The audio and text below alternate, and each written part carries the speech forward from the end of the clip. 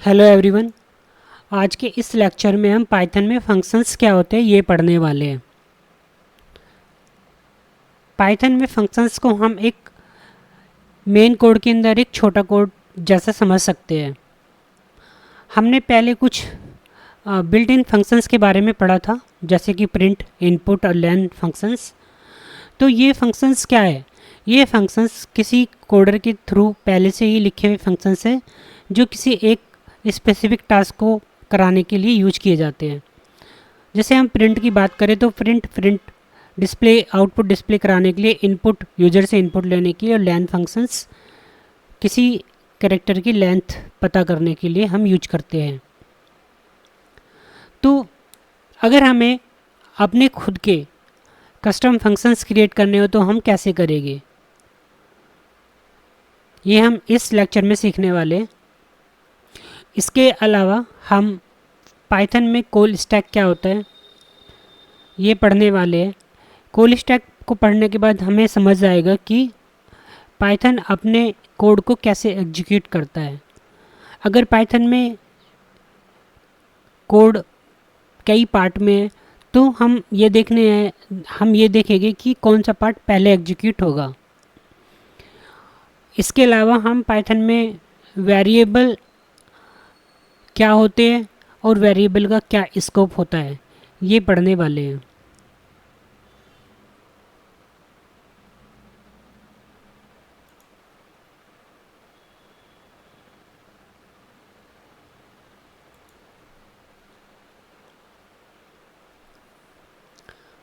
तो अगर हम बात करें कि हमारा जो फंक्शन होता है वो कैसा दिखता है, तो फंक्शन को हम बहुत ही सिंपल तरीके से क्रिएट कर सकते हैं। हमें बस एक डेफ कीवर्ड का यूज करना होता है। उसके बाद हम अपने फंक्शन का नेम वहाँ पे मेंशन करते हैं और फिर वहाँ पे पैरेंथेसिस करके, पैरेंथेसिस के बाद हम एक कोलन लगाते हैं। इसको हम फंक्शन को डिफाइन करना भी बोलते हैं। ये हमारा डेफ स्टेटमेंट होता है और यहाँ पे डेफ स्टेटमेंट के बाद हम उस फंक्शन का नाम लिखते हैं। जैसे यहाँ पे हेलो हमने लिखा, उसके बाद फिर हम फंक्शंस की बॉडी को लिखते हैं। फंक्शंस की बॉडी में जो भी हमें हमारा कोड होता है, जो भी हमें काम कराना होता है, वो हम उसकी बॉडी में लिखते हैं। उसके बाद जैसे ही हमारा कोड कंप्लीट होता है, यानी कि हमारा फंक्शन कंप्लीट होता है, तो अगर हमें उस फंक्शन को यूज करना है तो हम उसको फंक्शन को कॉल करना बोलते हैं। तो फंक्शन को कॉल करने के लिए हम उस फंक्शन का नाम लिखते हैं और उसको फिर फंक्शंस के नेम के बाद हम पैरेंथेसिस लगाते हैं। यहाँ पे गौर करने वाली बात यह है कि कोड तभी एग्जीक्यूट होता है जब हम उस फंक्शन को कॉल करते हैं, ना कि तब जब हम उस फंक्शन को डिफाइन कर रहे होते हैं। दूसरी चीज़ ध्यान देने वाली ये है कि हम कस्टम फंक्शन को यूज करके कोड को डुप्लीकेट होने से बचाते हैं। यानी कि अगर हमें कोई चीज़ बार बार लिखनी है तो हम फिर वहाँ पे फंक्शन को क्रिएट कर सकते हैं जिससे हमारा कोड काफ़ी छोटा होगा और काफ़ी देखने में इजी होगा। इसके अलावा हम फंक्शन को यूज करके कोई भी चीज़ एक सेंट्रल लोकेशन पे अपडेट कर सकते हैं और फिर हम देख सकते हैं कि जब हम उसके कॉल करते हैं तो वो चीज़ वहीं से ही कॉल हो सकती है। एक बार इसको हम कोड में समझते हैं।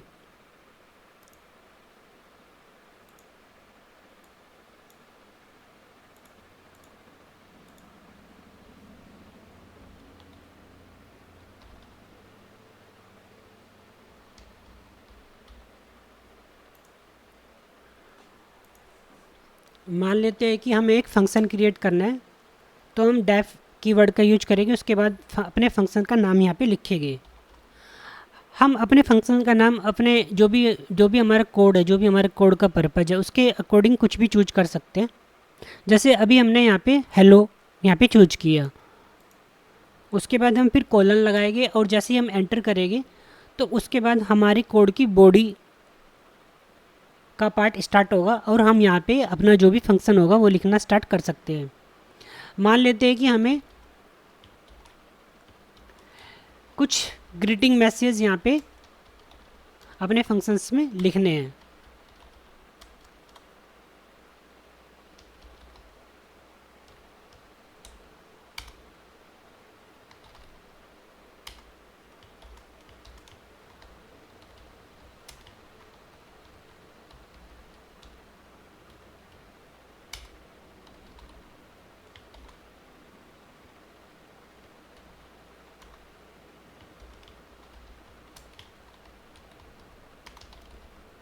तो हमने यहाँ पे मॉर्निंग, आफ्टरनून और इवनिंग 3 यहाँ पे ग्रीटिंग लिखे हैं। ऐसे हमारे फंक्शन की जो डेफिनेशन है वो कंप्लीट हुई और हम यहाँ पे अपना फंक्शन हमने यहाँ पे कंप्लीट कर लिया। अगर हम इस फंक्शन को एक बार रन कर देखते हैं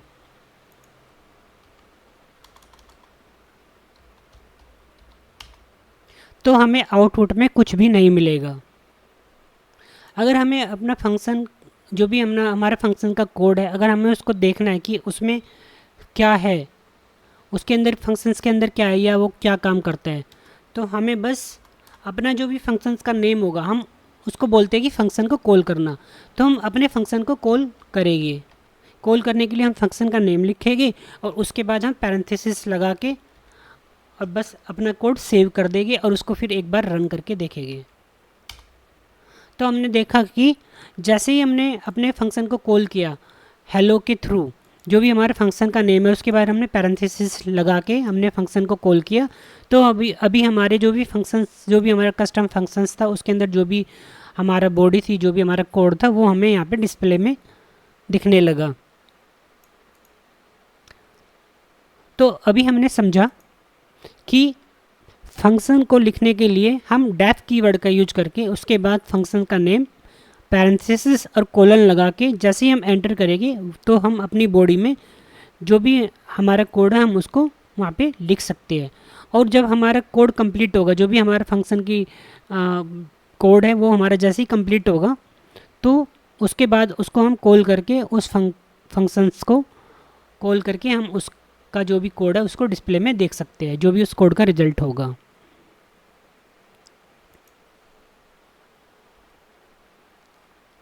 अब हम समझते हैं कि फंक्शंस में आर्ग्यूमेंट्स और पैरामीटर्स क्या होते हैं। तो अभी हमने देखा कि हमने एक फंक्शन, छोटा सा फंक्शन यहाँ पे लिख के देखा था जो एक हेलो फंक्शंस था, जिसमें हम कुछ ग्रीटिंग वहाँ पे डिस्प्ले में देख रहे थे। तो अगर मान लीजिए कि हमें उस फंक्शंस में कोई आर्ग्यूमेंट पास करना है तो हम वो कैसे करेंगे। तो मान लेते हैं कि अभी हमें एक फंक्शन लिखना है जिसका नेम हम रखेंगे से हेलो, और से हेलो के बाद जब हम इस फंक्शंस को कॉल करेंगे तो जब भी हम इस फंक्शंस को कॉल करते हैं, यानी कि जब हम ये बोलते हैं कि हम फंक्शंस को कॉल करते हैं तो हम उस फंक्शंस का नेम फॉलोड बाय पैरेंथेसिस वहाँ पे मेंशन करते हैं, जैसे हमने यहाँ पे किया है। तो यह जैसे जब हम उस फंक्शंस को कॉल करेंगे, जो भी हमने उसमें पैरामीटर्स दिए हैं उस पैरामीटर्स की जगह अगर हम कोई भी नेम वहाँ पे देते हैं, कुछ भी वैल्यू देते हैं, तो हमें डिस्प्ले में फिर वो पैरामीटर्स हमें दिखेगा।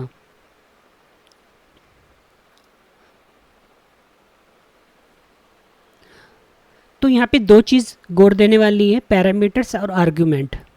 तो हम इसको बारी बारी समझते हैं कि पैरामीटर्स क्या होते हैं और आर्गुमेंट्स क्या होते हैं। तो जब हम किसी फंक्शंस को आर्गुमेंट दे के कॉल करते हैं तो वो आर्गुमेंट पैरामीटर में स्टोर होता है। तो पैरामीटर को हम एक टेम्परेरी वेरिएबल समझ सकते हैं।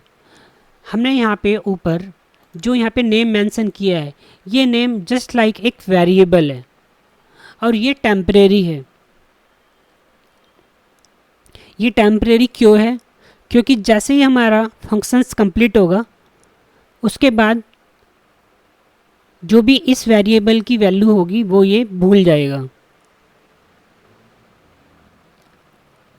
और दूसरी चीज़ एक और है यहाँ पे कि अगर हम अपने इस फंक्शंस के वेरिएबल को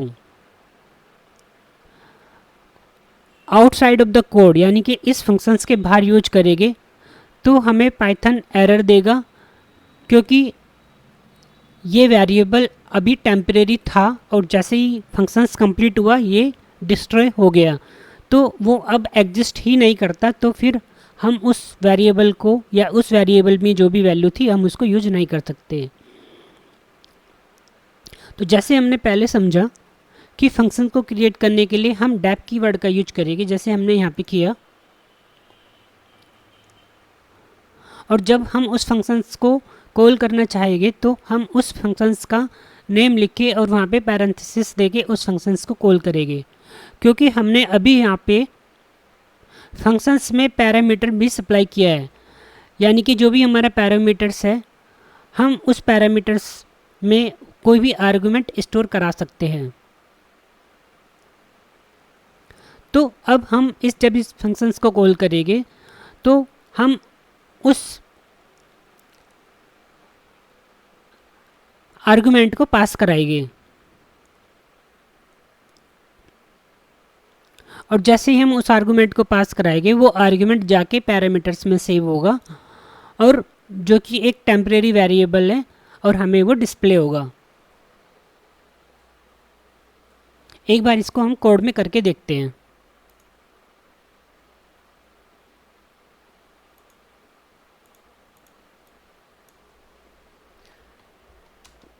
तो मान लेते हैं कि हमारा दूसरा कस्टम फंक्शन से हेलो, और यहाँ पे हम इसको एक पैरामीटर यहाँ पे नेम डिफाइन करते हैं।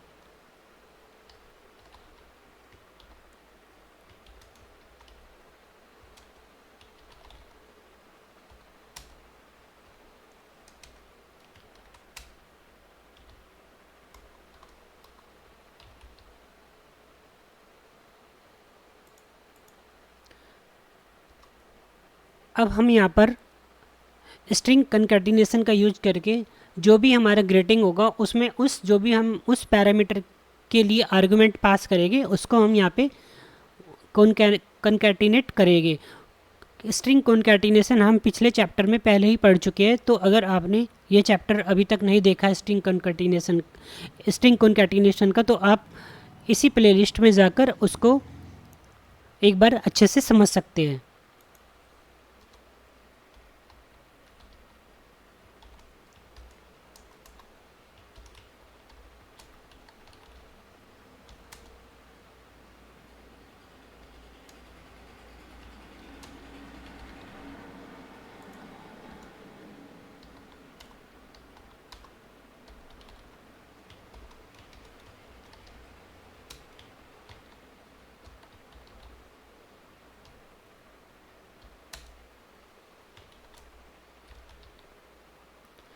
तो अब हमने अपने फंक्शंस को यहाँ पे कंप्लीट कर लिया है, और अब इस फंक्शंस को कॉल करके देखते हैं। तो फंक्शंस को कॉल करने के लिए जैसे कि अभी हमने पढ़ा कि फंक्शंस को कॉल करने के लिए हमें उस फंक्शंस के नेम को लिखना होगा और उसके बाद अपना पैरेंथेसिस यूज करेंगे तो हमारा फंक्शंस कॉल हो जाएगा। एक बार इसको बिना किसी आर्गुमेंट सप्लाई किए एक बार रन कर देखते हैं।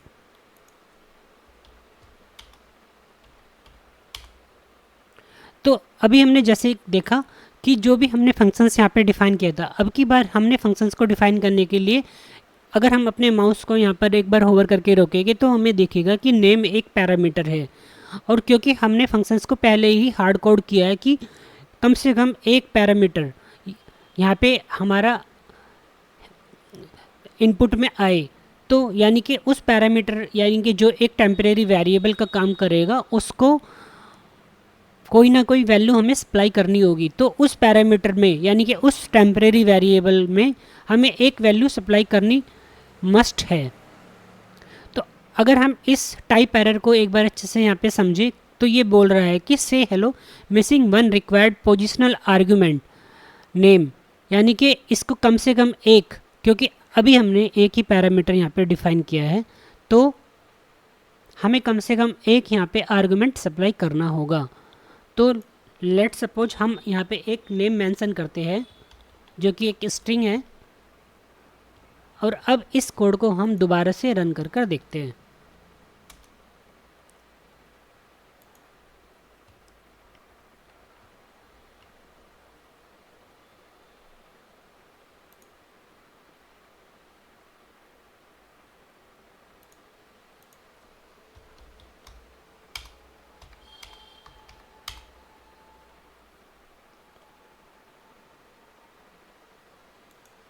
अभी हमें जो यहाँ पे एरर आया वो एरर हमें यहाँ पे इसलिए आ रहा है कि जो हमारे first 2 line of the code है वो हमारा ठीक एग्जीक्यूट हुआ। हमें यहाँ पे good morning James good morning James लिख के आया, और दूसरा हमें गुड मॉर्निंग की जगह हमें यहाँ पे गुड आफ्टरनून करना था। इससे कोई फ़र्क नहीं पड़ता, क्योंकि अभी तो जस्ट हमें ये देखना है कि हमारा कोड कैसे रन हो रहा है। लेकिन हमने यहाँ पे जो गलत किया, हमें यहाँ पे अपने जो भी इन्वर्टेड कोमा था उसके पहले हमें ये कोमा जो हमारा सिंगल कोमा था उससे अंदर हमें रखना था, ना कि बाहर।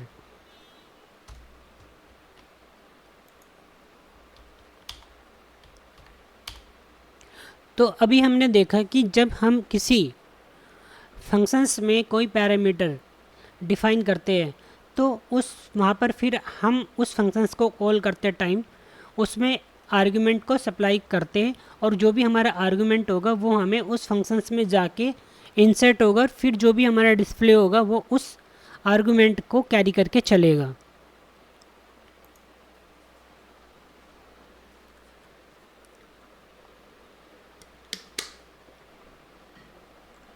तो यहाँ पर गौर देने वाली बात यह है कि ये हमारा एक डेफ कीवर्ड है, और यहाँ पे ये हमारा फंक्शंस नेम है, और ये हमारा पैरामीटर है।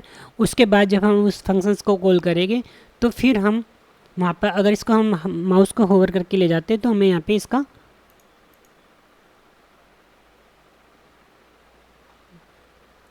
हमें दिखेगा कि हम यहाँ पे इस फंक्शंस को कॉल कर रहे हैं और हमें यहाँ पे आर्गुमेंट सप्लाई करना होगा।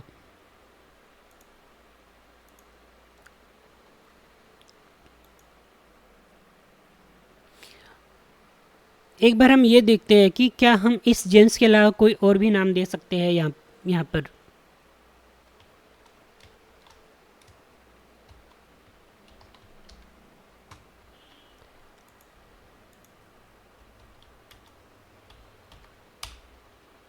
तो हमने देखा जैसे ही हमने इस फंक्शंस को कॉल करते टाइम अपना आर्गुमेंट चेंज किया तो हमारा फंक्शंस की जो भी वैल्यू थी वो कम्प्लीटली चेंज हो गई।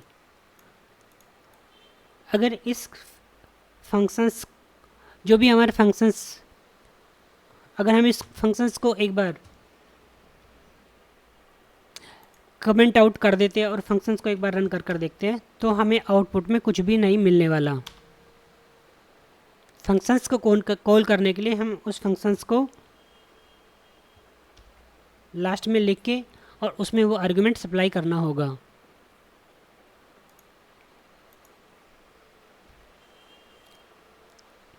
अब हम ये समझते हैं कि फंक्शंस में रिटर्न वैल्यू और रिटर्न स्टेटमेंट क्या होता है।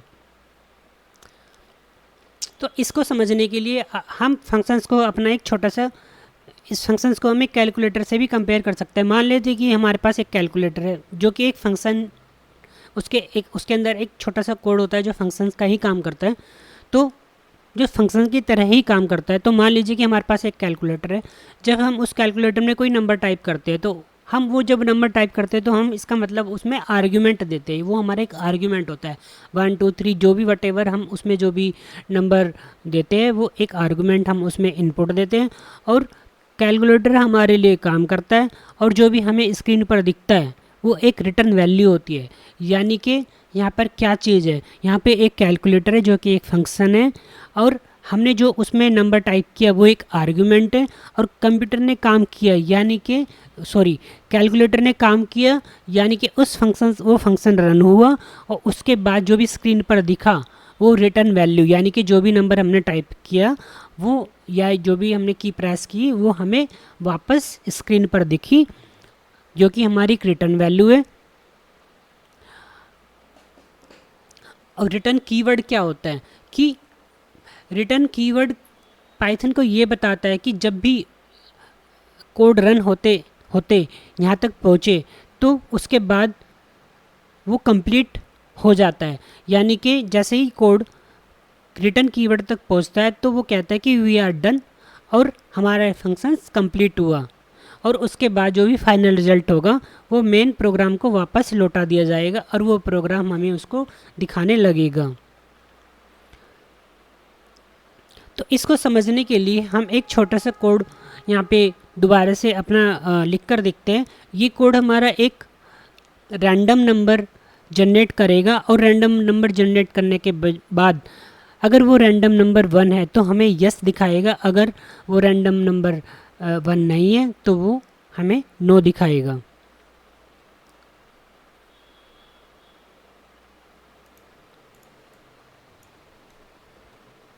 तो इसके लिए हम पहले एक पाइथन का मॉड्यूल रैंडम इंपोर्ट कर लेते हैं। अगर आपने रैंडम मॉड्यूल कैसे इंपोर्ट करते हैं पाइथन में, अगर ये अभी तक नहीं देखा है तो इसी प्लेलिस्ट में एक लेक्चर है जिसमें हमने ये इसके बारे में पढ़ा है। तो आप एक बार उस लेक्चर को जाके दोबारा से देख सकते हैं और मॉड्यूल को कैसे इंपोर्ट करते हैं, मॉड्यूल क्या होते हैं पाइथन में, ये वहाँ से आप समझ सकते हैं।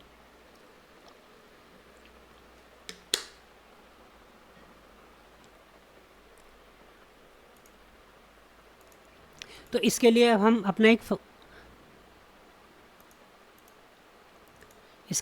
अपना एक फंक्शंस क्रिएट करते हैं।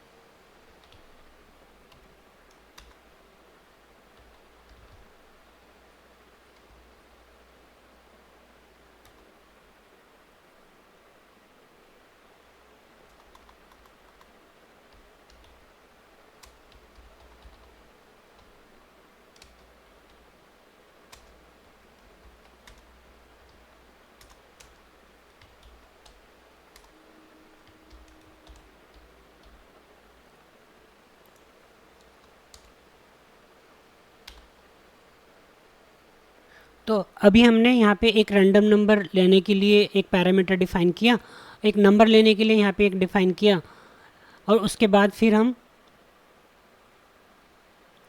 बाद हमने एक कंडीशन स्टेटमेंट यहाँ पे लगा के कि अगर हमारा नंबर 1 होता है तो हमें यस दिखे, अगर अगर हमारा नंबर 2 आता है रैंडम नंबर जनरेट होके तो हमें यहाँ पे नो दिखे।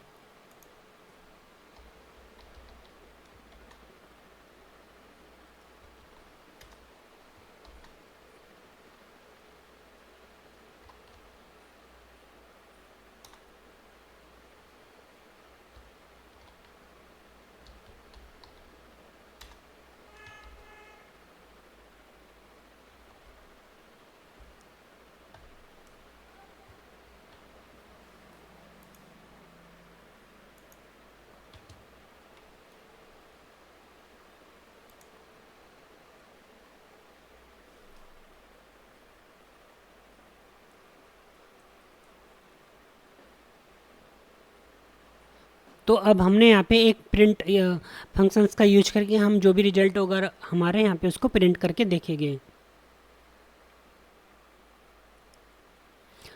तो अब इसको करने के लिए हमने अपने फंक्शंस को कॉल किया, फंक्शंस को कॉल करने के बाद हमने जो हमारा मॉड्यूल है रैंडम उसको इसमें इंसर्ट किया और वहाँ पे जो भी उस रैंडम मॉड्यूल के अंदर रैंडम नंबर जनरेट करने वाला कोड है वो हमने यहाँ पे मेंशन करके और 2 वैल्यू हमने यहाँ पे सप्लाई की।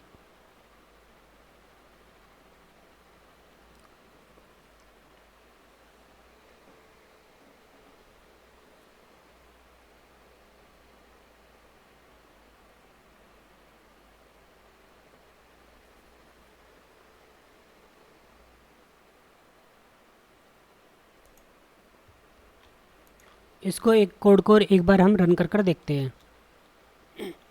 तो अभी हमारा जो भी नंबर था वो हमें यहाँ पे यानी कि वो रैंडम नंबर 2 ही जनरेट हुआ होगा, तभी हमें यहाँ पे रिटर्न में 9 दिखा। एक बार इसको दोबारा से रन कर देखते हैं। अब की बार हमें आउटपुट में यस मिला। इट मीन्स कि जो भी हमारा रैंडम नंबर था वो 1 होगा, तभी हमें यहाँ पे रिटर्न में यस मिला। तो यहाँ पे हो क्या रहा है, यहाँ पे इस रैंडम मॉड्यूल के यूज़ करके हम 1 से 2 यानी कि हमारा स्टार्ट नंबर 1 होगा और एंडिंग हमारा 2 होगा, यानी कि 1 और 2 के बीच ही कभी 1 कभी 2 रैंडम नंबर जनरेट होगा। और वो जो नंबर जनरेट होगा, नंबर जनरेट होने के बाद वो नंबर यहाँ पर इस फंक्शंस को कॉल करते वक्त इसके अंदर आएगा। ये ऐसे हुआ कि जैसे हमने फंक्शंस के अंदर डायरेक्ट एक नंबर सप्लाई किया हो। तो अगर हमने जैसे वो नंबर सप्लाई किया हो, तो अगर वो नंबर 1 है तो यस आएगा, अगर वो नंबर 2 है तो नो आएगा। अगर हम इसको एक बार कमेंट आउट करके डायरेक्ट एक बार नंबर को सप्लाई कर देखते हैं,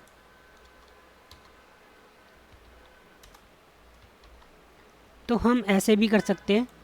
और ऐसे करके, क्योंकि अभी हमारे पास कोई भी प्रिंट स्टेटमेंट नहीं है फंक्शंस के अंदर, तो इसको प्रिंट करने के लिए हम इस फंक्शंस को प्रिंट के अंदर कॉल करेंगे।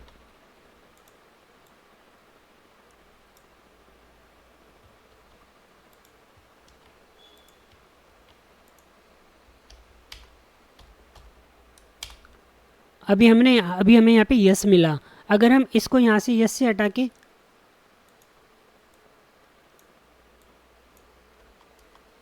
1 से हटा के अगर 2 करते हैं तो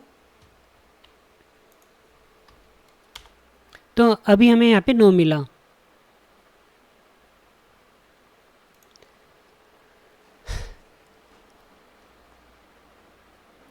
तो हमने यहाँ पे देखा कि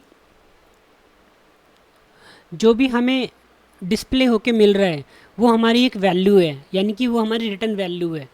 और जो हम यहाँ पे पूरा ये कोड लाइन है, यानी कि रिटर्न यस या रिटर्न नो, ये पूरा एक रिटर्न स्टेटमेंट है।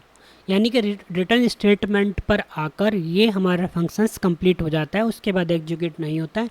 और उस रिटर्न स्टेटमेंट तक पहुंचने के बाद जो भी उस रिटर्न के अंदर हम वैल्यू सप्लाई करते हैं या जो भी वैल्यू आनी होती है वो उसको डिस्प्ले करा के हमें उस रिटर्न वैल्यू की जो भी वैल्यू होती है वो हमें शो करा देता है। अब हम इस प्रिंट स्टेटमेंट को एक बार समझते हैं कि ये एग्जीक्यूट कैसे हुआ। तो इसको समझने के लिए हम देखते हैं कि ये अगर हम इसको देखें इनसाइड टू आउट, यानी कि पहले जो भी हमारा राइट साइड है, यानी कि रैंडम नंबर जनरेट होगा सबसे अंदर, यानी कि सबसे अंदर वाले ब्रैकेट में रैंडम मॉड्यूल की यूज करके रैंड INT फंक्शंस का हमने यूज करके 1 और 2 के बीच के रैंडम नंबर को जनरेट किया। और जब हमें एक नंबर मिलता है, यानी कि वो नंबर 1 भी हो सकता है 2 भी हो सकता है, तो फिर वो नंबर इस गेट फंक्शंस में कॉल करके उस फंक्शंस को सप्लाई करता है, यानी कि नंबर पैरामीटर्स की जगह एज ए आर्गूमेंट उसको सप्लाई करता है। और फिर उसके अकॉर्डिंग वो कंडीशन चेक करता है, कंडीशन चेक करके हमें जो भी वैल्यू होती है वो हमें डिस्प्ले कराता है। तो अब हम समझ सकते हैं कि जो रिटर्न स्टेटमेंट होता है वो एक कोड की लाइन होती है, और वो जिसके अंदर वो एक्चुअल लाइन होती है जिसके अंदर हमारा रिटर्न का कीवर्ड लिखा रहता है, उसके बाद कुछ वहाँ पे एक वैल्यू लिखी रहती है। और ये एक ऐसी कमांड है जो पाइथन को बताती है कि बस अब फंक्शन से बाहर निकल जाना है। और जो रिटर्न वैल्यू होती है वो एक्चुअल डेटा होता है, यानी कि वो ऐसा डेटा होता है जो हमें प्रोग्राम वापस से देता है, जो हमें डिस्प्ले पे दिखता है।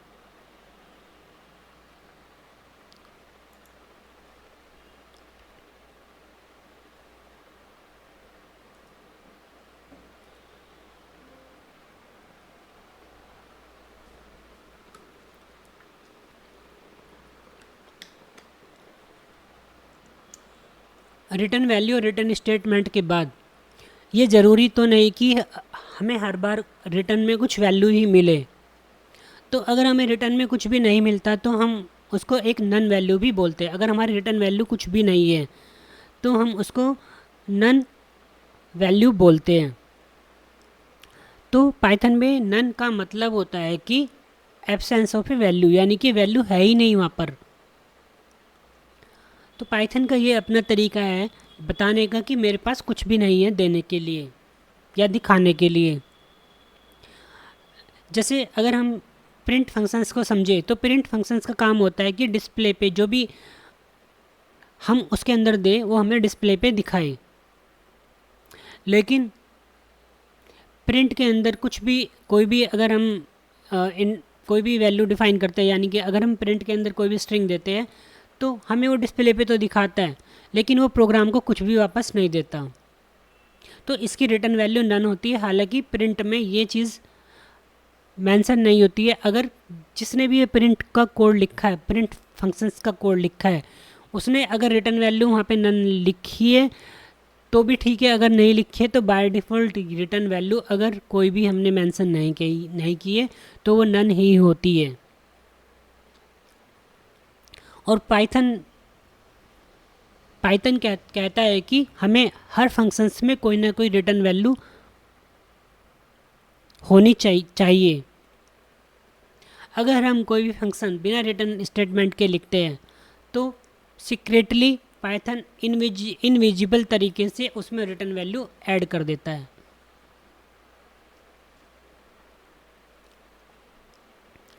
तो तो इसको समझने के लिए हम एक सिंपल रियल वर्ल्ड एग्जांपल को समझते हैं। मान लीजिए कि हमारा एक फ्रेंड है और वो फ्रेंड हमारा मतलब शॉपिंग का काम करता है।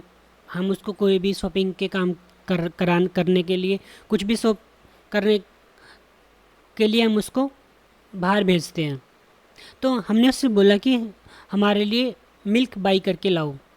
तो वो स्टोर पे जाता है और हमारे लिए एक मिल्क का कार्टून बाई करके ले आता है।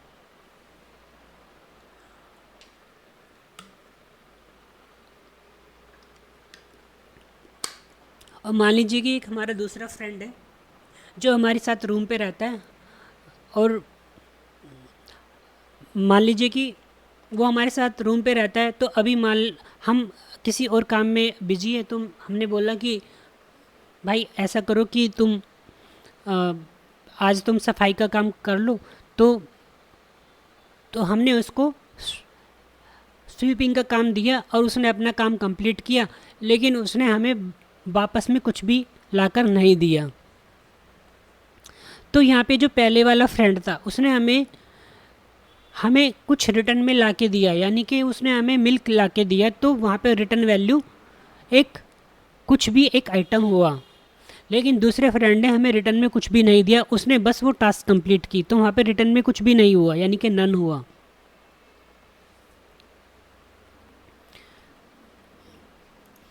इसको एक बार हम कोड में समझते हैं।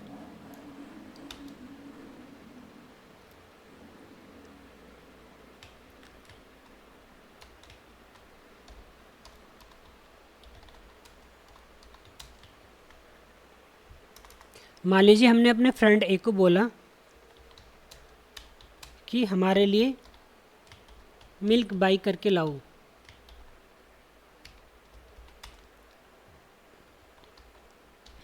और वो फ्रेंड गया और उसने हमारे लिए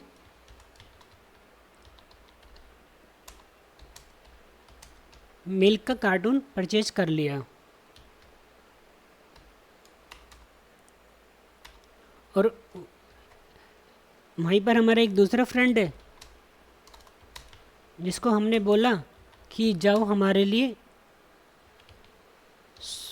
तुम फ्लोर की सफाई करो।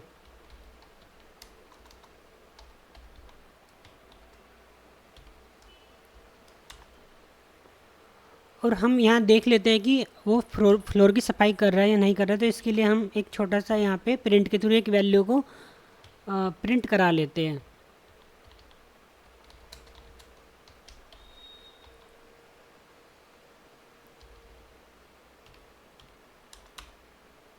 लेकिन हम यहाँ पे रिटर्न स्टेटमेंट का कुछ भी मेंशन नहीं करते हैं, और इसका मतलब कि यहाँ पे रिटर्न डन है। तो इस वाले दूसरे कोड में, यानी कि जो दूसरा फंक्शन, यानी कि जो दूसरा हमने काम अपने फ्रेंड को दिया है, दूसरे फ्रेंड को हमने जो काम दिया है, यहाँ पे रिटर्न में कुछ भी नहीं है। तो एक बार इन दोनों का रिजल्ट देखते हैं। तो रिजल्ट देखने के लिए हमें क्या करना होगा, जैसे अगर मैं पहले कोड की बात करूं, पहले फंक्शंस की बात करूं, तो फंक्शंस को कॉल करके हम उसकी वैल्यू को पता कर सकते हैं। तो हम यहाँ पे पहले फंक्शंस को कॉल कर लेते हैं। कॉल करने के लिए हमें फंक्शंस का नेम लिखना और फिर पैरेंथेसिस यहाँ पे मेंशन करना होगा, और अपने कोड को एक बार रन करके देखना होगा। तो अभी हमें यहाँ पे कुछ भी नहीं मिला, तो इसको एक वेरिएबल में स्टोर करके देखते हैं। तो मान लीजिए ये हमारा एक फ्रेंड ए है जिसको हमने दूध लेने भेजा। तो अब हम देखते हैं कि इसने क्या काम किया।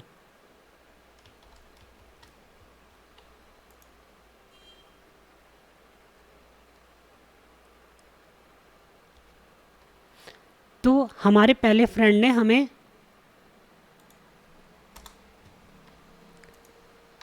मिल्क ला के दिया। तो पहले में हमारी जो रिटर्न वैल्यू हुई वो हमारी एक, यानी कि हमें एक रिटर्न वैल्यू हमारी मिल्क है और वो हमें वो दिख रही है। लेकिन अगर हम दूसरे कोड को देखें, तो मान लीजिए कि हमारा बी फ्रेंड है जो फ्लोर स्वीपिंग का काम कर रहे हैं। तो अगर हम इसको देखें, तो इसको हम इस वेरिएबल में स्टोर कर लेते हैं, और फिर इसको दोबारा से प्रिंट करके देखते हैं कि बी ने क्या काम किया। अगर हम इस कोड को रन करके देखें, तो पहला कोड, यानी कि पहला ये जो कार्टून ऑफ मिल्क आ रहा है, ये पहले फंक्शंस की वजह से है, और ये यहाँ पे हमें इसने मिल्क खिला के दिया है। रिटर्न में कार्टून ऑफ मिल्क हमें दिख रहा है। लेकिन जब जैसे ही दूसरा कोड स्टार्ट हुआ, तो वहाँ पे हमें ये तो दिखा कि फ्लोर को स्वीप कर रहा है, स्वीपिंग द फ्लोर, लेकिन हमें रिटर्न में नन बाय डिफ़ॉल्ट, ये नन हमने कहीं पर भी मेंशन नहीं किया। लेकिन बाय डिफ़ॉल्ट अगर हम नन या रिटर्न वैल्यू में कुछ भी नहीं देते, तो कोड बाय डिफ़ॉल्ट इसको इनविजिबल तरीके से हमें नन यहाँ पे देता है।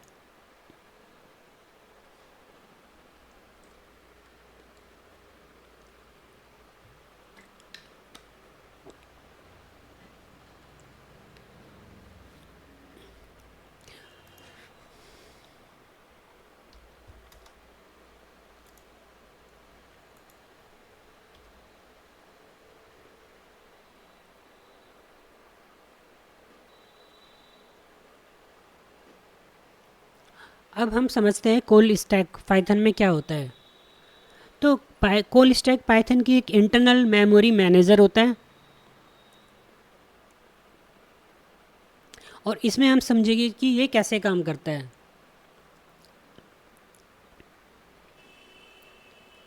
तो पाइथन में जो भी कोड होता है, तो पाइथन उसको याद रखता है, उसका प्लेस उसका प्लेस कहाँ पर है कोड का, प्रोग्राम के अंदर ये याद रखता है जब वो इधर से उधर जाता है। यानी कि अगर वो कोड को पहले मान लीजिए कि पहला कोड रन किया, फिर बैक एंड फोर्थ, यानी कि कोड को कहीं से भी रन करे, तो उसको पता रहता है कि मैं कहाँ से चला था और मुझे कहाँ तक पहुँचना है, या किस कोड के बाद कौन सा कोड मुझे रन करना है।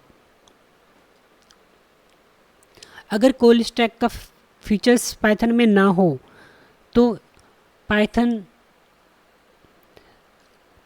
अपने कोड की प्लेस, यानी कि कोड की जो भी लोकेशन होगी उसको पता नहीं कर पाएगा, और जैसे ही कोई फंक्शंस रन होगा और फिर हम वो फिनिश होगा, तो ये कंफ्यूज होगा कि समझ ही नहीं पाएगा पाइथन कि मैं कहाँ था और मैं अभी कहाँ पर हूँ, और मैं कहाँ से चला था और मैं कहाँ पर आ गया। हम इसको पाइथन की एक इनविजिबल बुकमार्क की तरह समझ सकते हैं।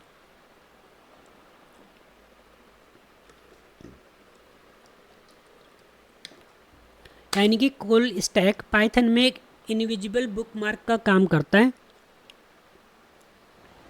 और इसको पता रहता है कि किस लाइन ऑफ कोड के बाद फंक्शंस को एंड करना है। इसको हम एक प्रोग्रामिंग एग्जांपल से समझते हैं। मान लीजिए कि एक शॉपिंग, हम कुछ शॉपिंग जैसे अमेजोन वगैरह से हम कुछ शॉप करके देख शॉपिंग हमारी कोई कार्ट बनाते हैं, वहाँ पे हम कोड को रन कर कर देखते हैं। तो इस प्रोग्रामिंग में हम क्या करने वाले हैं कि हम जो भी अपनी कार्ट में ऐड करेंगे, यानी कि जो भी हमें आइटम परचेज करना होगा उसको हम ऐड करेंगे और फिर उसका हम फाइनल चेकआउट प्राइस अपना फाइनल चेकआउट प्राइस हम वहाँ पर देखेंगे। तो जो भी हमारा फाइनल प्राइस होगा उसको करने के लिए हमारे कंप्यूटर को दो काम करने होंगे।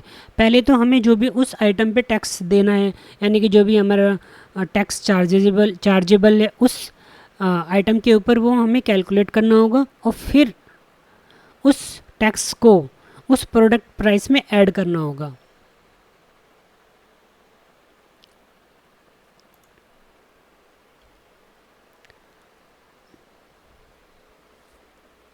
तो इसके लिए हम क्या करते हैं कि हम इस कोड का यूज करके हम यहाँ पे समझते हैं कि हमारा कॉल स्टैक कैसे काम कर रहा है। तो पहले एक बार इसको कोड को हम लिख कर देखते हैं और फिर समझते हैं कि एग्जीक्यूट करके कि ये कैसे और कहाँ के बाद कौन सा कोड रन किया।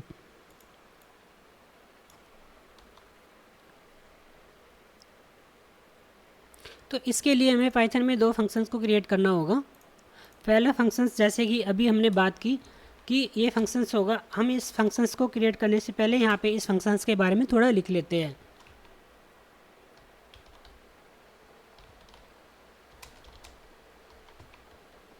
तो ये फंक्शंस हमारा टैक्स को कैलकुलेट करने के लिए होगा। जैसे कि हमने पहले पढ़ा कि फंक्शंस को क्रिएट करने के लिए हम डेफ कीवर्ड का यूज करते हैं, उसके बाद हम अपने फंक्शंस का नाम लिखते हैं। हालांकि ये फंक्शंस टेक्स्ट को कैलकुलेट करने के लिए तो हम इसका नाम कुछ ऐसा ही रख लेते हैं।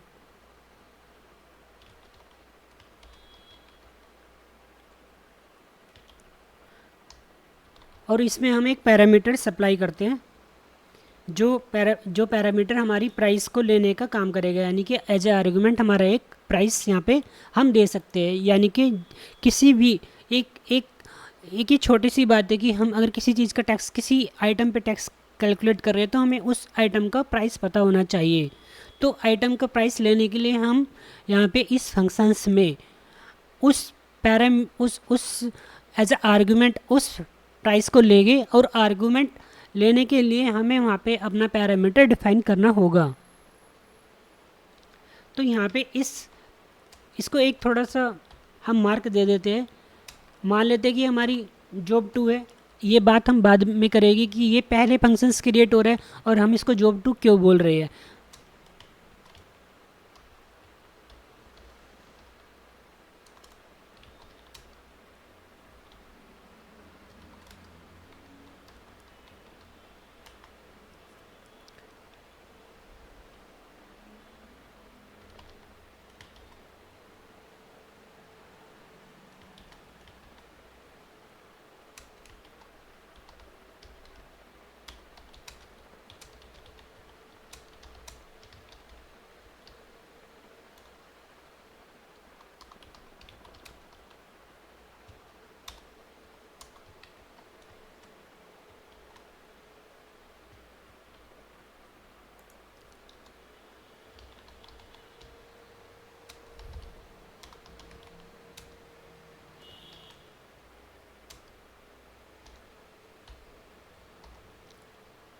एक बार समझ लेते हैं कि इस फंक्शंस में हमने जो भी इसकी बॉडी में हमने जो भी लाइन मेंशन की उसका क्या मतलब है। तो ये हमारा डेफ कीवर्ड को यूज करके हमने अपने फंक्शंस का नेम लिखा, उसके बाद हमने उसमें एक पैरामीटर सप्लाई किया। उसके बाद हमने एक प्रिंट स्टेटमेंट जस्ट अपनी नॉलेज के लिए कि जब हमारा कोड एग्जीक्यूट होते होते यहाँ तक पहुँचे तो हमें पता लगे कि हमारा कोड अभी कौन से फंक्शंस के अंदर है। जैसे ही हमारा इसमें फंक्शंस एग्जीक्यूट होते होते यहाँ तक पहुँचेगा तो फिर हमारा जो भी हम यहाँ पे प्राइस देंगे वो हमारा रिटर्न वापस दिखेगा। यानी कि अगर हमने मान लीजिए यहाँ पे 100 रुपीज़ या 100 वैल्यू सप्लाई की तो हमें रिटर्न में 100 ही दिखेगा।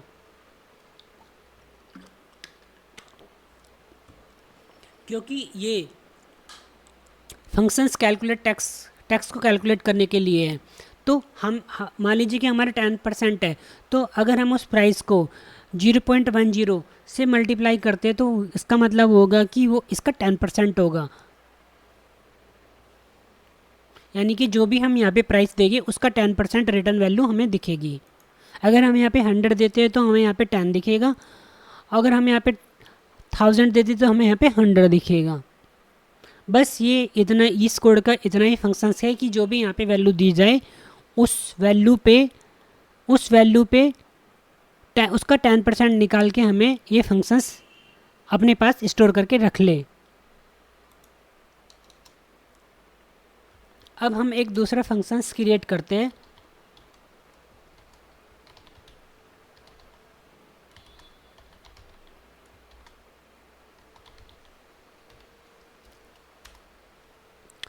इस फंक्शंस में हम जो भी हमारा कार्ट में जो भी वैल्यू, जो भी आइटम ऐड होगा उसका टोटल प्राइस कितना होगा वो पता करने के लिए हम इस फंक्शंस का यूज करेंगे।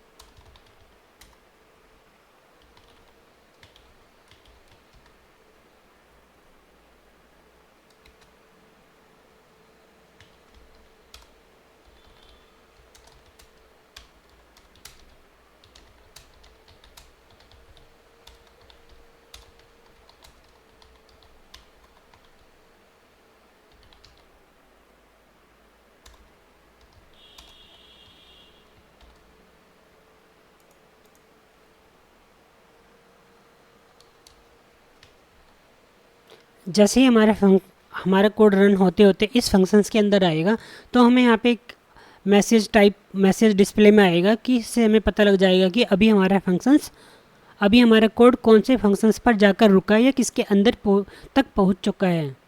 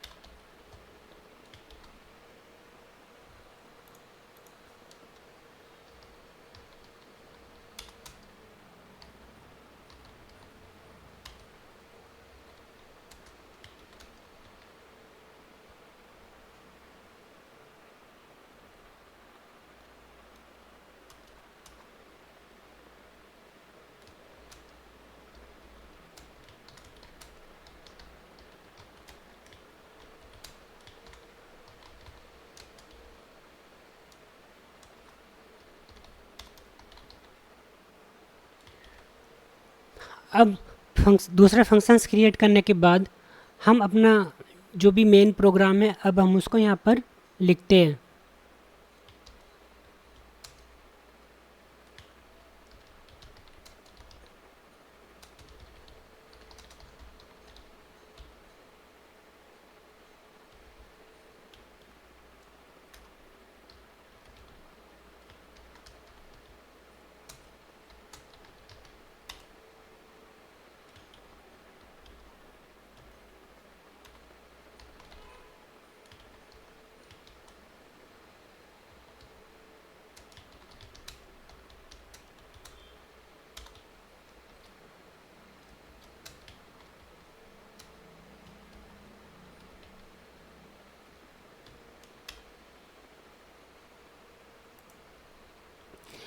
अब इस कोड को समझने से पहले एक बार इसको रन कर देखते हैं।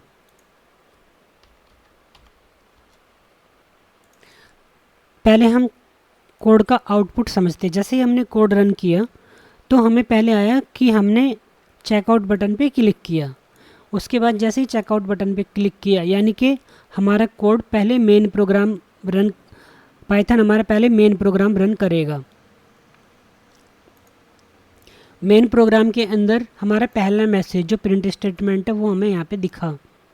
उसके बाद जैसे ये इसके बाद पहुँचा तो यहाँ पे हमने देखा कि हमने यहाँ पे फाइनल बिल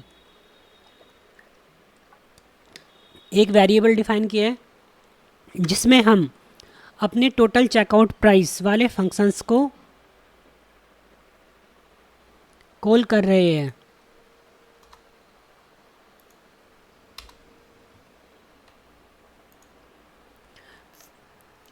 क्योंकि अब हमने जाकर इस फंक्शंस को कॉल किया तो पाइथन यहाँ पर रुकेगा और वापस इस फंक्शंस को कॉल करके जो भी हमने यहाँ पे वैल्यू सप्लाई की, यानी कि हमने यहाँ पे 100 आर्गुमेंट सप्लाई किया, आर्गुमेंट हमारा यहाँ पे 100 है, तो ये वैल्यू जाके यहाँ पर जाके फिट हो जाएगी यानी कि फिल हो जाएगी। फिर जैसे ये यहाँ पे फिल होगी तो फिर यानी कि अब हमारा कोड इस वाले फंक्शंस को पहले यूज करेगा, क्योंकि इस ऑर्डर में इस मेन प्रोग्राम में इसके बाद हमारा ये वाला फंक्शंस मेंशन है, तो पहले पाइथन इस वाले फंक्शंस पे जाएगा। और जैसे ये इसके अंदर जाता है तो हमें पता लग जाता है कि Python is inside total checkout price. इस वाले मैसेज की वजह से हमें पता लग जाता है कि अभी हमारा कोड कहाँ तक पहुँचा है।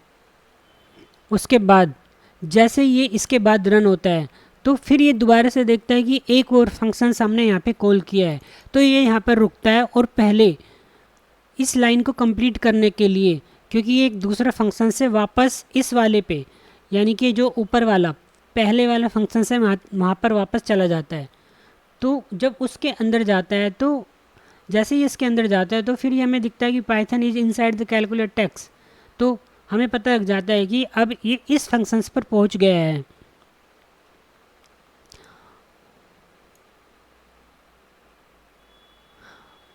और इस पर जाकर जो भी हमने प्राइस दिया था यानी कि जो भी हमने 100 वैल्यू यहाँ पे सप्लाई की थी उसका जो भी टैक्स होगा, यानी कि उस पर जो 10% है वो 10 रुपीज़ यानी कि 10 वैल्यू है वहाँ पे, तो वो 10 अपने आप स्टोर कर लेगा। तो क्योंकि अभी हमें पता है कि जो कैलकुलेट यहाँ पे टैक्स है वो 10 हुआ, तो ये इस वेरिएबल में इसको फिल कर लेगा इस फंक्शंस की वजह से। इस फंक्शंस का यूज करके इस 100 का 10% निकाल कर इस वेरिएबल में इसको स्टोर करके रखेगा। और जब फंक्शंस यहाँ तक आ जाएगा तो टैक्स यहाँ पे 10 होगा और इसके बाद फिर ये इस लाइन पर पहुँचेगा। तो इस लाइन पर पहुँचने के बाद फिर हमें ये मैसेज देगा कि Python successfully return to the total checkout price, क्योंकि अब कोड यहाँ तक पहुँच गया है। उसके बाद क्योंकि हमारा प्राइस की वैल्यू पहले से ही 100 है और टैक्स 10 है, तो ये वैल्यू अब 110 हुई और ये इसको अपने पास ये वाला फंक्शन इसको अपने पास स्टोर करके रखेगा। और फिर फाइनली लास्ट वाले प्रिंट स्टेटमेंट की वजह से हमारा जो भी फाइनल बिल होगा ये वो टोटल चेकआउट प्राइस हमारे यहाँ पर ऐड होके, यानी कि जो भी इस फंक्शंस की वजह से टोटल चेकआउट प्राइस जो कि रिटर्न में प्राइस प्लस टैक्स यानी कि 100 प्लस 10 यानी कि 110 है, वो हमें फाइनली यहाँ पर डिस्प्ले में दिखेगा।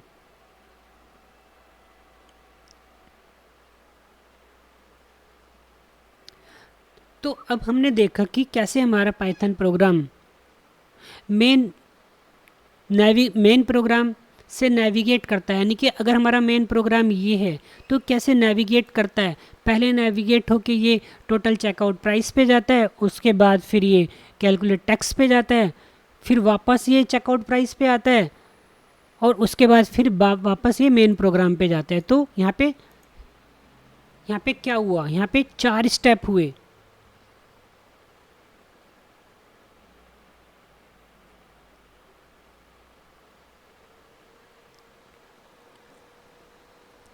तो हमने यहाँ पे देखा कि यहाँ पे ये 4 कॉल स्टैक ने 4 बार स्विच ओवर किया।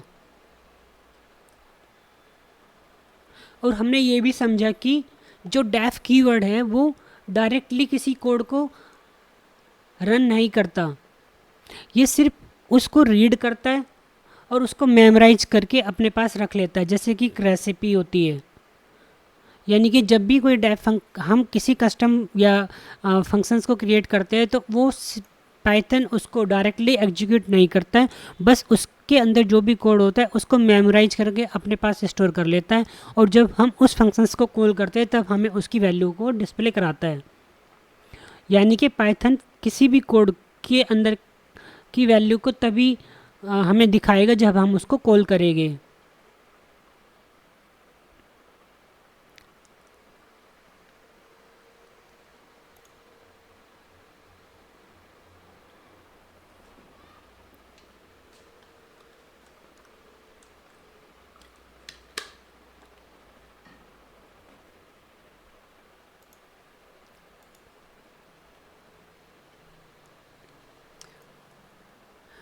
तो अभी हमने इस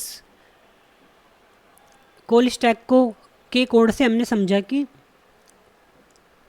जैसे हमारा कोड जो स्टार्ट होता है बॉटम से स्टार्ट होता है, और पाइथन जो भी डेफ के बाद जो भी वैल्यू लिखी रहती है, यानी कि कैलकुलेट टेक्स्ट हो या कोई भी डेफ फंक्शन, डेफ कीवर्ड का यूज करके हम कोई भी फंक्शंस क्रिएट करते हैं, तो पाइथन उसको स्किप करता है। बस वो जो भी काम करता है वो उसको कॉल, जो भी जब हम उस कोड को कॉल करते हैं तभी वो उसको एग्जीक्यूट करते हैं। क्योंकि सबसे पहले हमारा प्रोग्राम में सिर्फ प्रिंट स्टेटमेंट आया जहाँ पे लिखा था क्लिक चेक आउट बटन, तो सिर्फ हमें पहले वो ही दिखा।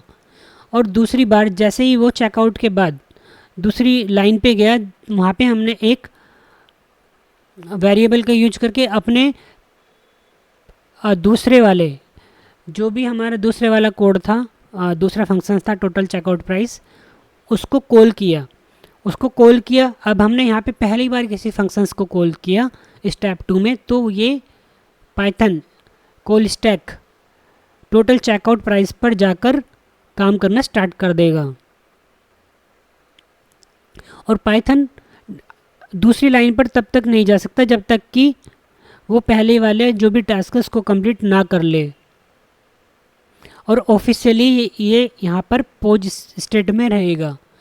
और तीसरी बार जब वो ट्रेवल करते करते फंक्शंस के अंदर कॉल स्टैक का यूज करके ट्रेवलिंग करेगा फंक्शंस के अंदर, तो ये पहले चेकआउट प्राइस में जंप करेगा, फिर वहाँ पे जो भी लाइन होगी उसको प्रिंट करेगा, फिर उसके बाद कैलकुलेट टेक्स्ट वाले फंक्शंस में जाएगा, फिर वापस वो भी जो वहाँ पे लाइन होगी उसको प्रिंट करेगा, फिर कैलकुलेट टेक्स्ट करेगा, और फिर उसके बाद लास्ट में जाके सारी कैलकुलेशन के बाद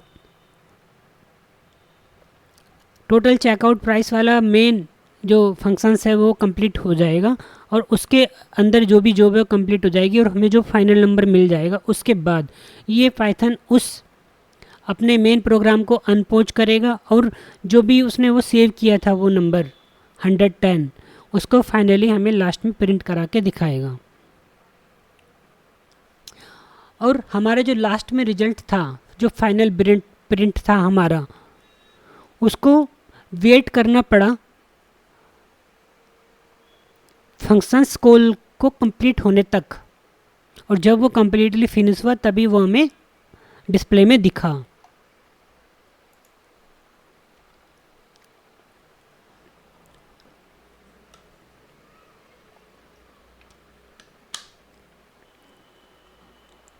अब हम पाइथन में अगला कंसेप्ट समझते हैं जो होता है लोकल एंड ग्लोबल स्कोप।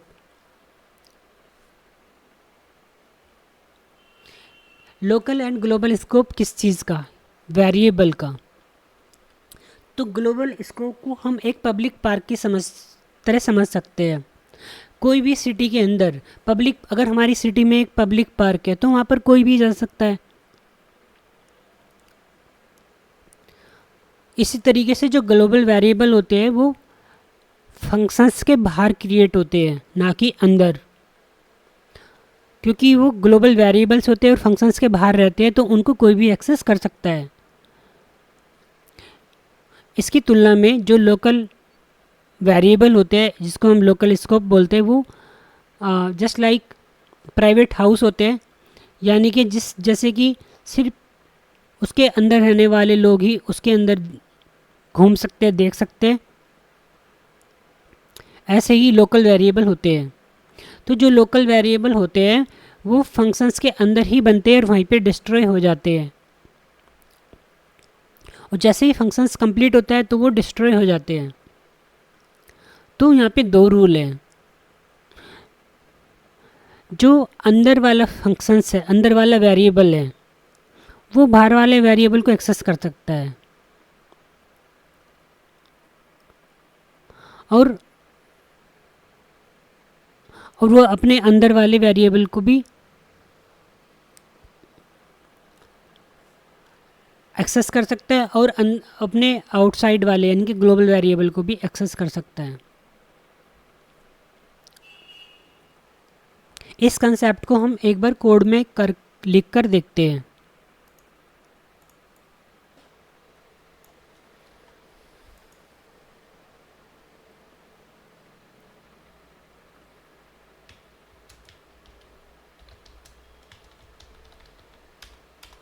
मान लेते हैं कि हम एक ग्लोबल वेरिएबल क्रिएट कर रहे हैं जिसका नाम है सिटी नेम।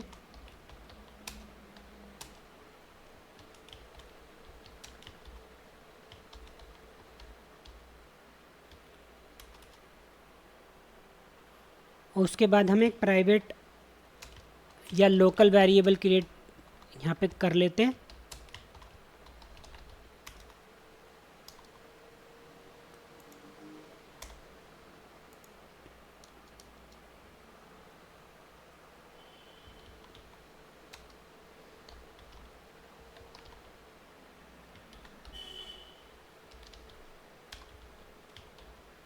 इसको हम नाम देते हैं प्राइवेट हाउस।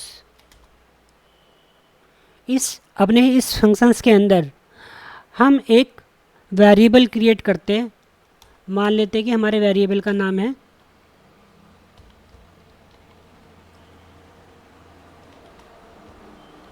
सीक्रेट सेफ, जिसके अंदर हमने अपने पैसे रखे हुए हैं।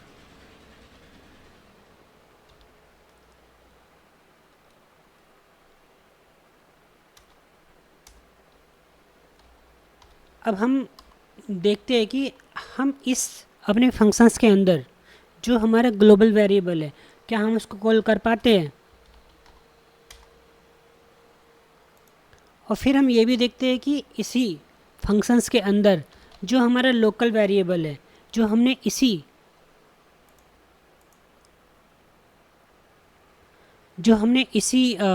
फंक्शंस के अंदर क्रिएट किया है, क्या हम उसको कॉल कर पाते हैं।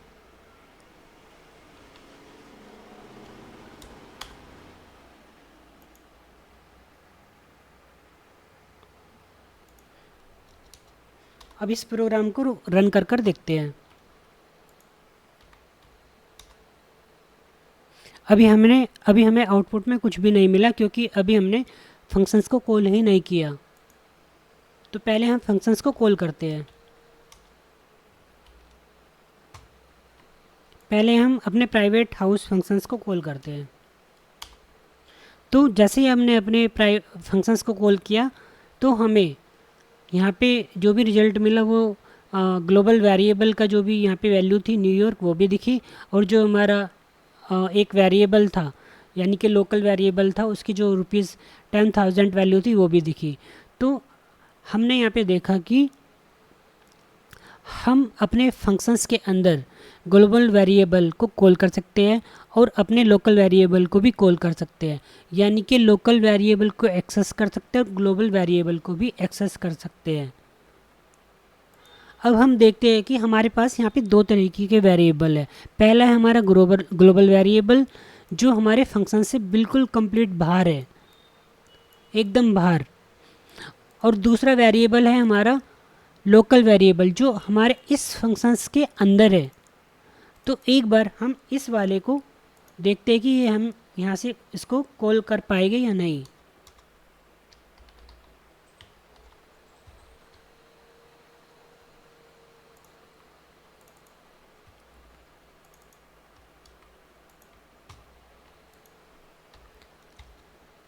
हमें यहाँ पे एरर दिखा,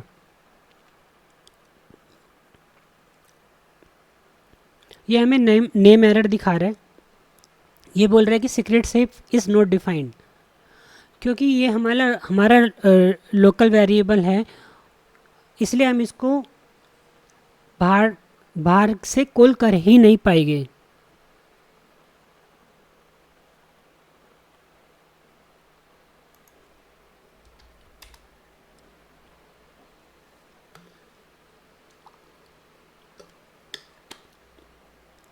तो यहाँ पर ध्यान देने वाली दो बातें, पहला ग्लोबल वेरिएबल कहीं से भी एक्सेस हो सकता है कोड के अंदर, दूसरा लोकल वेरिएबल जो सिर्फ फंक्शंस के अंदर ही कॉल हो सकता है।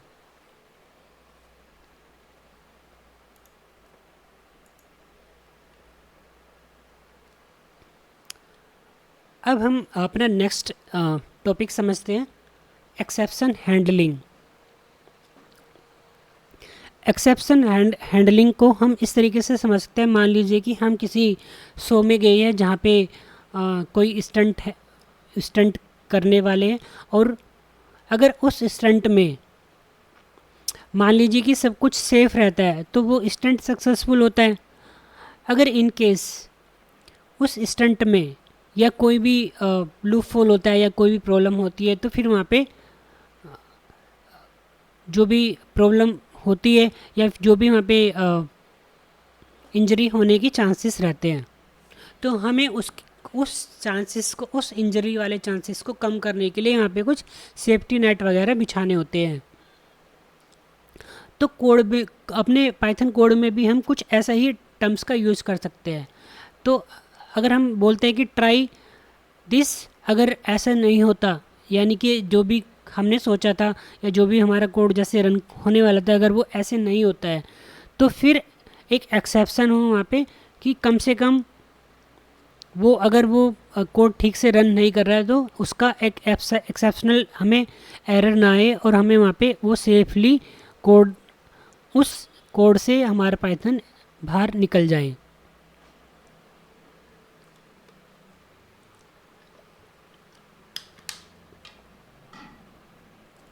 इसके लिए हम एक छोटा सा कोड लिख कर देखते हैं पाइथन में और वहाँ पर समझते हैं कि एक्सेप्शन हैंडलिंग कैसे काम करता है। इसके लिए हम एक छोटा सा फंक्शंस क्रिएट करते हैं जिसका नाम हम देते हैं सेफ डिवाइड, क्योंकि हम यहाँ पे कुछ मैथमेटिकल ऑपरेशन करने वाले हैं, तो इसलिए हम इसको डिवाइड का नाम दे रहे हैं। तो हम एक नंबर ले लेते हैं जिस नंबर को हमें एक्चुअली डिवाइड करना है।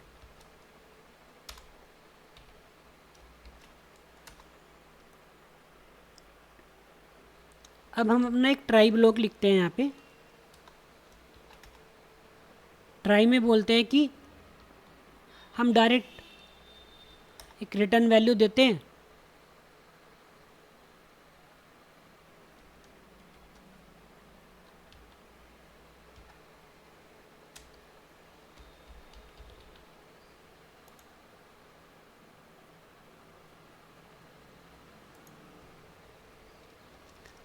अगर ये ऐसा नहीं होता है तो फिर हम एक एक्सेप्शन यहाँ पे डालते हैं, और एक्सेप्शन में हम डालते हैं कि जीरो डिवीज़न एरर, और यहाँ पे हम रिटर्न में देते हैं जो भी हमें रिटर्न में मिले, तो हम यहाँ पे एक मैसेज लिख लेते हैं।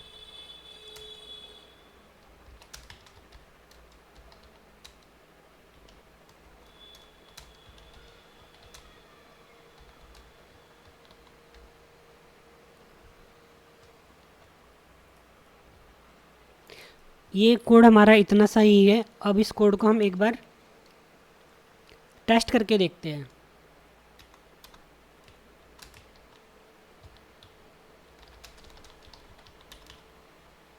तो टेस्ट करने के लिए हमें क्या करना होगा, हमें अपने उस फंक्शंस को कॉल करना होगा, और उस फंक्शंस को कॉल करते वक्त हमें, क्योंकि हमने फंक्शंस में पहले से एक पैरामीटर डिफाइन किया हुआ है, यानी कि हमें एक आर्गुमेंट सप्लाई करना है जो कि एक नंबर है, तो हम यहाँ पे कोई भी एक नंबर दे देते हैं। हमने मान लीजिए कि हमने 2 नंबर दिया। अब इस कोड को एक बार रन कर लेते हैं, तो हमें यहाँ पे जो आउटपुट में दिखा 21, तो हम इसको समझते हैं कि 21 कैसे आया। हमने यहाँ पे क्या किया, अगर हम इस प्रिंट को भूल जाए, हमें पता ही है कि प्रिंट को यूज करके हम जो भी वैल्यू दिखती है उसको हम डिस्प्ले करा सकते हैं। तो हम बस इतना सा ध्यान देते हैं कि हमने यहाँ पे सेफ डिवाइड फंक्शंस को कॉल किया और यहाँ पे एक आर्गुमेंट 2 सप्लाई किया। तो इस सेफ डिवाइड ने जाके यहाँ पे एक नंबर 2 लिया और इस नंबर को यहाँ से उठा के यहाँ पर प्लेस कर दिया, और फिर जो भी 42 था, जो एक नंबर था, उसको उस नंबर से 42 को दिए हुए नंबर यानी कि 2 से डिवाइड कर दिया, और जो भी वैल्यू आई यानी कि 21 उसको रिटर्न कर दिया। क्योंकि ये यहीं पर जाकर सक्सेस हुआ, यहाँ पे कोई भी एरर नहीं था, इसने इसको सक्सेसफुली डिवाइड कर पाया, यानी कि 42 को हम 2 से डिवाइड कर पाए, इसलिए हमें कोई भी एक्सेप्शन नहीं मिला और हमारे कोड में कोई भी एरर नहीं आया। तो हमें बहुत इजीली तरीके से हमें उसका आउटपुट 21 दिख गया। अब हम देखते हैं कि अगर हम इसकी जगह 2 की जगह अगर हम यहाँ पे 0 दें तो क्या होगा। तो हमें यहाँ पे एरर मिला, कैन नॉट डिवाइड बाय 0। तो हमने क्योंकि यहाँ पे पहले से ही एक एक्सेप्ट ब्लॉक डाला हुआ था एक्सेप्शनल केस में, जिसमें हम अगर 0 से डिवाइड करें तो हमें 0 डिवीज़न एरर दिखे, और जो भी 0 डिवीज़न एरर होगा वो हमने जो भी यहाँ पे रिटर्न स्टेटमेंट में अपनी वैल्यू डिफाइन की है वो हमें वहाँ पे दिखे। क्योंकि अब हम यहाँ पर इस दिए हुए नंबर को यानी कि 42 को 0 से डिवाइड करने जा रहे हैं, तो जो कि पॉसिबल नहीं है, और हमने पहले से यहाँ पे एक्सेप्शन डाला है, तो हमें ये यहाँ पे एक्सेप्शन का जो भी रिटर्न स्टेटमेंट था वो हमें यहाँ पे दिखा। एक बार इसको किसी दूसरे नंबर से यानी कि 7 से डिवाइड कर देखते हैं। अब हमें यहाँ पे 6 मिला, जो कि एक नॉर्मल सी बात है, क्योंकि अगर 42 को अगर हम 7 से डिवाइड करेंगे तो हमें वैल्यू 6 मिलेगी। तो इस कोड में हमने देखा कि कैसे हम ट्राई और एक्सेप्शन का यानी कि यूज करके किसी भी सिचुएशन को हैंडल कर सकते हैं। अगर कोड में कोई भी एरर आ रहा है उस सिचुएशन को हम आराम से हैंडल कर सकते हैं।